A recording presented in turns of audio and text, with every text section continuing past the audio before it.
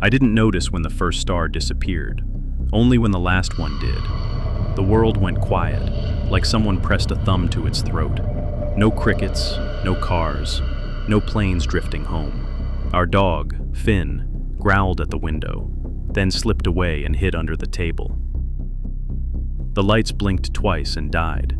The house exhaled and went black. We fumbled for our phones. Mine showed 17%. Outside the window, the sky wasn't night. It was blank, like the color had slipped off the world.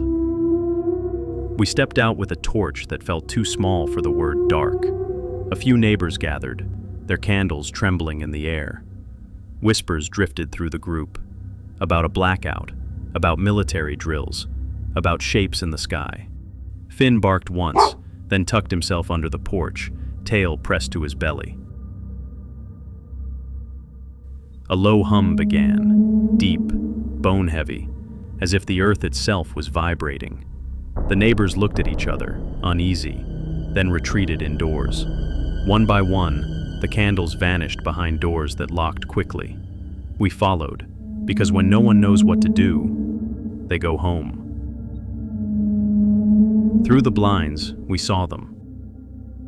Two figures, tall and angular, moving down the street. Their limbs bent wrong, heads twitching in stuttering movements as if time itself had dropped frames. Where they passed, glass fogged, and shadows bent the wrong way. Their eyes glowed faint red, sweeping beams across driveways and windows. Finn pressed himself flat to the floor, trembling. The light passed over our curtains and left the fabric shivering. A scream split the night. Through a crack in the blinds, we saw our neighbor, barefoot and gasping, dragged across his own lawn by something jointed and wrong. His fingers clawed at the grass, caught the edge of the border, and then he was gone, swallowed by the dark between houses. One of the creatures paused, its head tilted slowly, far too far, as if sensing us. We let the blinds fall. The room shrank around us. The house became an instrument played by something outside, scratching above the ceiling. A groan from the basement. The back door shuddering against patient hands. Across the glass, a claw traced a single line, leaving condensation that bled downward. In the distance, lightning stitched the sky.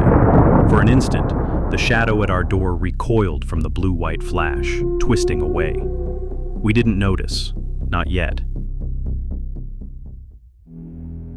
Our dead devices woke up, the TV, phones, even the microwave. Each pulsed a red heartbeat that didn't belong in our home. Finn bolted into the hallway and stopped inside the faint glow of a battery-powered blue nightlight. His trembling ceased, as if he had stepped into a spell. We hurried to cover the red-lit screens with towels, but the glow throbbed through fabric and skin alike. Outside, other houses began pulsing with the same crimson light. The whole street had been given a new, wrong heart.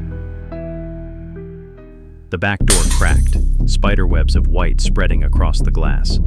A silhouette leaned forward, pressing into the frame. We stumbled backward, into the hallway. The small blue glow spilled across the carpet, touching the intruder's shadow. The creature recoiled. Its body flinched in ripples, head snapping with insect clicks, and it screeched like broken radio static. The blue repelled it. I tore the puck light from its socket. It hummed in my hand like something alive. For the first time that night, I thought, we might have a way out. The night swallowed the street whole. Breath clouded the air like warnings. We slid into the car. Finn crouched low, shivering. The engine resisted, then roared awake. Headlights carved two narrow tunnels through the fog. Behind us, the houses pulsed red in the mirrors, beating like veins. We swerved past the neighbor's home without daring to look. Up ahead, the world rearranged itself. A downed power line. An overturned car. A shape too tall to be human. We We swerved. Metal screamed. The curb rose up, the car spun, and the airbag crushed the breath from my chest. When the ringing faded, we were alive. Finn whimpered, then licked my shaking hand. We had no choice but to run. Backyards blurred beneath our shoes. Fences, wet grass, the hum swelling until it shook our bones. When we reached the street again, it was waiting. Figures moved from the fog, from alleys, from rooftops. 10, 20, more. I snapped the battery back into the nightlight. The blue burst alive. The nearest creatures recoiled, stepping back, their heads twitching in unison. We stood inside a trembling circle of light, Finn growling at our side. Every few seconds one tested the edge. Each time, the light forced it back. But the glow was weakening, fading with every breath. The blue sputtered. Once. Twice. The ring of creatures leaned closer, like muscle flexing. Then, they froze. Every head turned toward the horizon. A seam of gray split the edge of the world, shifting to pearl, then to the first cut of gold. The creatures shrieked, not at us but at the light. They broke apart, scattering into drains, up walls, into cracks no human eye had ever noticed.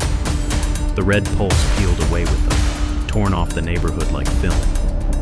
The blue in my hand glowed softer, no longer fighting. We stood there, breathing smoke into the new day, and tried to understand what it meant to still be alive. We learned fast.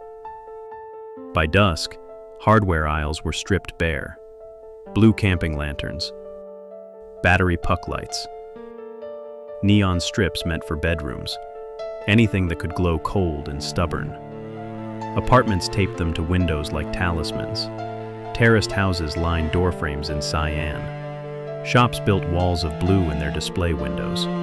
Parents tucked glowing lanterns beside their children's beds. We learned the rhythm of this new life. Work in the day, watch the horizon at dusk. At night, we pin the blue to our homes and wait. Finn sleeps in the hallway, bathed in glow. Sometimes he growls at the door. Sometimes I almost do too. By day, we survive. By night, we stay in the blue.